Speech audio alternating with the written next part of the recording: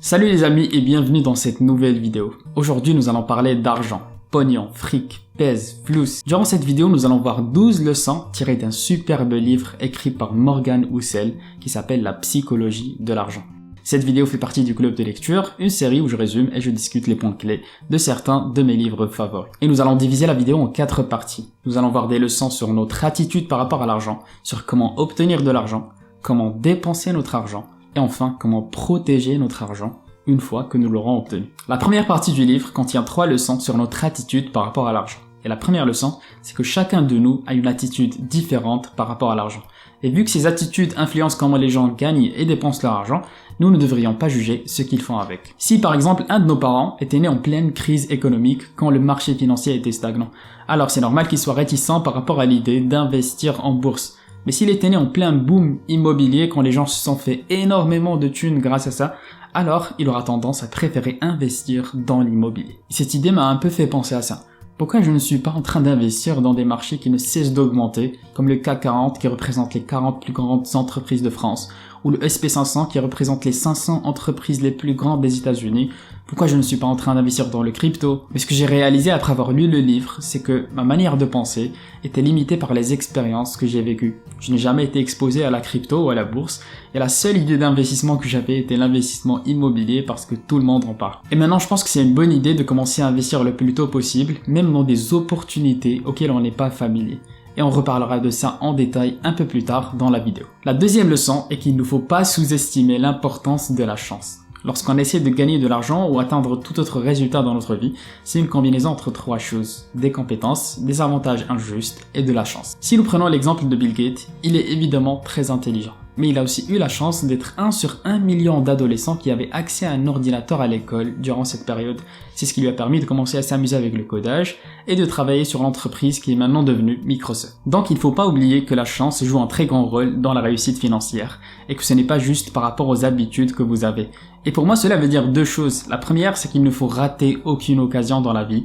Et la deuxième, c'est qu'il ne faut pas culpabiliser si vous faites exactement la même chose que quelqu'un d'autre mais qu'au final il a de meilleurs résultats. C'est la vie, c'est un jeu de chance, après tout. La leçon numéro 3, c'est qu'il faut apprendre à dire c'est assez, au moins pour l'instant. Oui, il est naturel pour nous en tant qu'humains de toujours vouloir plus, nous attendons avec impatience le prochain objectif, mais généralement le cycle ne s'arrête jamais car nous nous comparons toujours avec la personne au-dessus de nous dans cette échelle invisible de la vie. Ce que j'ai appris dans le livre, c'est que Morgan nous rappelle qu'il faut apprendre à identifier quand c'est assez pour nous et de dire que ce que j'ai là c'est assez au moins pour cette phase de ma vie et ne pas essayer de poursuivre continuellement l'argent sans cesse. Et dans le livre, il donne un tas d'exemples de personnes qui étaient déjà très riches mais qui ont fait des choses louches pour devenir encore plus riches, comme Bernie Madoff qui était déjà ridiculement riche mais qui a créé ce scam pour devenir encore plus ridiculement riche et il a fini en prison à la fin. Et ce que Morgan dit, c'est qu'il faut se poser la question suivante: est-ce que j'ai réellement besoin de cette chose supplémentaire? Et il y a une jolie citation dans le livre où il dit qu'il n'y a aucune raison de risquer ce que vous avez et ce dont vous avez besoin pour ce que vous n'avez pas et ce dont vous n'avez pas besoin. La deuxième partie du livre est sur comment obtenir de l'argent.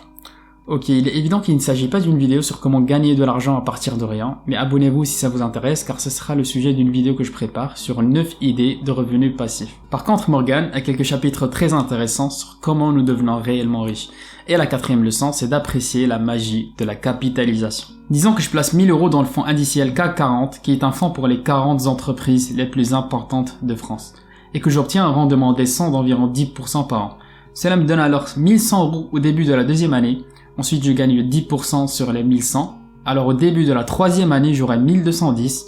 Et comme cela s'accumule au fil du temps, on gagne de plus en plus de gains uniquement grâce à nos intérêts. Et quand on commence à jouer avec des chiffres plus gros et sur des durées plus longues, alors les résultats sont absolument fous. L'exemple que Morgan utilise dans le livre est celui de Warren Buffett, qui est célèbre pour être très très riche. Et au moment où le livre a été écrit, la valeur nette de Warren Buffett s'estimait à environ 84,5 milliards de dollars.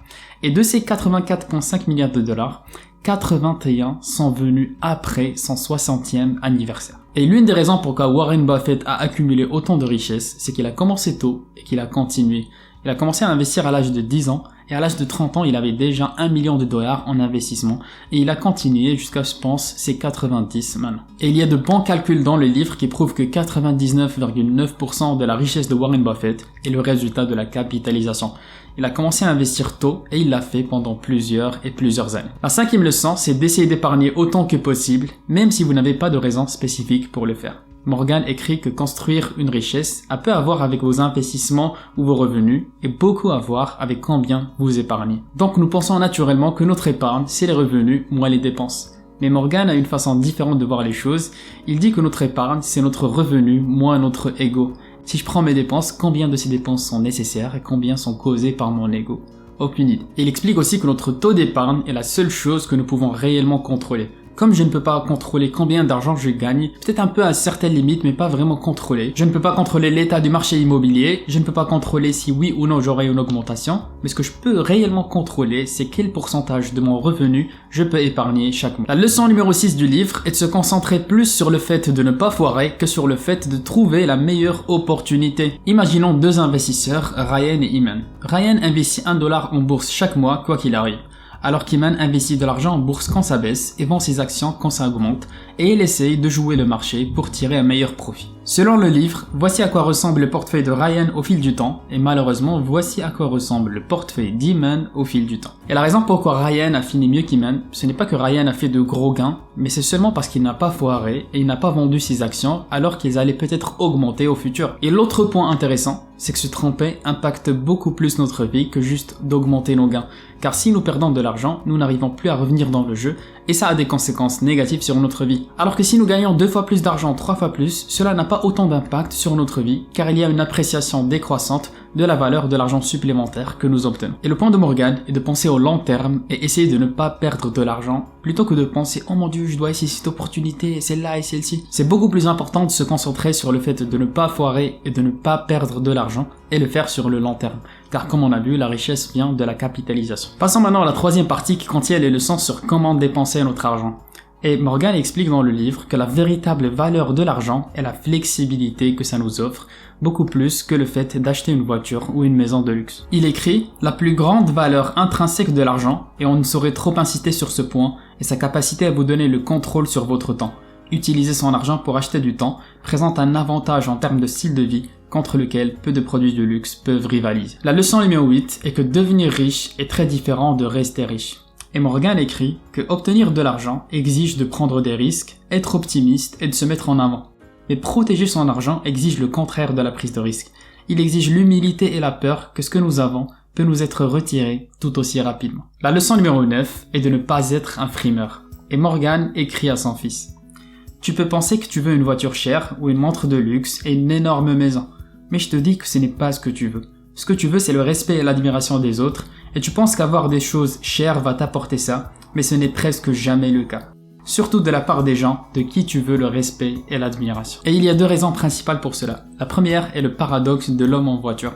Les gens qui pensent qu'acheter des choses chères comme des voitures de luxe ou des maisons de luxe va leur apporter l'admiration et le respect des autres ne réalisent pas que les gens n'admirent pas la personne qui possède la voiture ou la maison de luxe, mais ils admirent la voiture ou la maison en soi et ils s'imaginent eux-mêmes en train de conduire la voiture ou de vivre dans cette maison. Donc acheter des choses chères pour gagner le respect des gens ne fonctionne jamais réellement parce que le vrai respect et l'admiration ne s'achètent pas. Et le deuxième point qui soulève, c'est que ça ne sert à rien d'exposer l'argent que vous dépensez car de toute manière votre richesse ou votre patrimoine est l'argent que vous n'avez pas dépensé. Soit vous l'avez en banque ou vous l'avez investi quelque part. Passons maintenant à la 4e et dernière partie sur comment protéger votre argent. Une fois que vous l'aurez, toute somme d'argent a besoin d'un certain niveau de protection. Et la 10e leçon, c'est de toujours laisser une marge d'erreur. En gros, cette idée de marge d'erreur comporte 2 points. Le premier consiste à vous assurer que vous pouvez techniquement survivre si vos rendements futurs ne sont pas très bons. Disons que j'ai de l'argent investi quelque part et que je compte sur un rendement de 7%. Je devrais vraiment avoir un plan si jamais par exemple le rendement est de 4%, 3%, 2% ou même s'il est négatif. Je devrais être capable de survivre à cette probabilité. Mais le deuxième point, c'est que ce n'est pas à propos de survie physique, mais survie émotionnelle. Est-ce que vous êtes prêt à vivre cela ? Par exemple, vous travaillez et vous épargnez de quoi vivre 2 ans afin de monter votre propre business à plein temps durant ces 2 ans et tenter votre chance. Donc en théorie, vous vous dites que vous avez une marge de 2 ans. Ça veut dire qu'au pire des cas, si votre business ne fonctionne pas, vous aurez tout simplement épuisé les 2 ans d'économie et ça ne vous dérange pas, vous allez tout simplement retourner au travail et la vie retournera à la normale. Mais ce que vous ne prenez pas en compte, c'est la douleur émotionnelle de voir vos économies disparaître. Et peut-être lorsque vous aurez brûlé 50% de vos économies, vous allez vous sentir tellement effrayé et stressé que vous allez retourner au travail parce que de 1, vous voyez que la moitié de vos économies a disparu et de 2, il n'y a pas de réussite dans votre projet. Le point que Morgan fait dans le livre est que nous devons prendre en compte nos décisions émotionnelles. Et c'est pourquoi on l'appelle la psychologie de l'argent. C'est que nous n'agissons pas nécessairement en termes de logique économique totalement rationnelle, mais il faut aussi prendre en compte nos propres émotions dans cette décision. La leçon numéro 11, c'est de ne jamais faire d'engagement financier extrême pour le vous du futur. Et cette leçon s'adresse aux personnes qui disent par exemple, vous savez quoi, moi je ne vais jamais acheter de maison, alors je peux dépenser mon argent tant que je suis jeune. Quelqu'un qui dit, moi je ne vais jamais avoir d'enfants, donc je peux dépenser comme je veux parce que j'ai pas à épargner pour leur éducation ou autre. C'est une mauvaise chose parce que même si vous êtes totalement convaincu de la manière avec laquelle vous voulez vivre, il y a de fortes chances que vous allez changer d'avis dans le futur. Et les psychologues appellent ça l'illusion de la fin de l'histoire. Quand on demande aux gens à quel point ils ont changé au cours de ces 10 dernières années, ils sont très bons pour le faire. Mais quand on leur demande de prédire à quel point ils vont changer au cours de ces 10 prochaines années, ils sont très mauvais à le faire. Et c'est parce qu'ils imaginent que la personne qu'ils vont être d'ici 10 ans est à peu près la même personne qu'ils sont aujourd'hui. Étant donné que nous sommes très mauvais pour prédire comment nos objectifs vont changer au fil du temps, nous aurons toujours besoin d'argent d'ici 10 ans pour prendre des décisions. Nous devons garder ça à l'esprit et ne pas prendre d'engagement financier extrême pour le nous du futur. Nous ne devons pas gaspiller notre argent avec l'idée de vivre à fond et de mourir jeune. Parce que quand le mourir jeune approche, vous réalisez que vous voulez encore vivre 40 ans de plus, sauf que maintenant vous n'avez plus d'argent et c'est la galère. Et enfin, la leçon numéro 12, c'est d'être raisonnable plutôt que d'être rationnel. Et le point que Morgan fait ici, c'est que parfois les bonnes décisions ne sont pas toujours rationnelles, mais elles sont raisonnables. Et que nous devons nous rappeler qu'en fin de compte, nous sommes des créatures émotionnelles et pas seulement des machines économiques totalement rationnelles, logiques, prenant la meilleure décision à chaque fois. Par exemple, je n'ai jamais compris pourquoi les gens prennent un crédit pour payer la maison, sachant que si on prend la même somme et qu'on l'investit en bourse ou en crypto, alors le retour sur investissement est bien plus important, encore plus sachant que la valeur de la maison peut tomber, etc. Mais en réfléchissant comme ça, on oublie qu'il y a un vrai sentiment de plaisir à payer le crédit de sa maison. On a un vrai sentiment de mérite qui nous permet de mieux dormir la nuit, et à la fin, c'est tout ce qui compte. Ou bien tu as un ami crypto bro qui te dit que tu devrais investir 100% de ton argent dans les crypto-monnaies.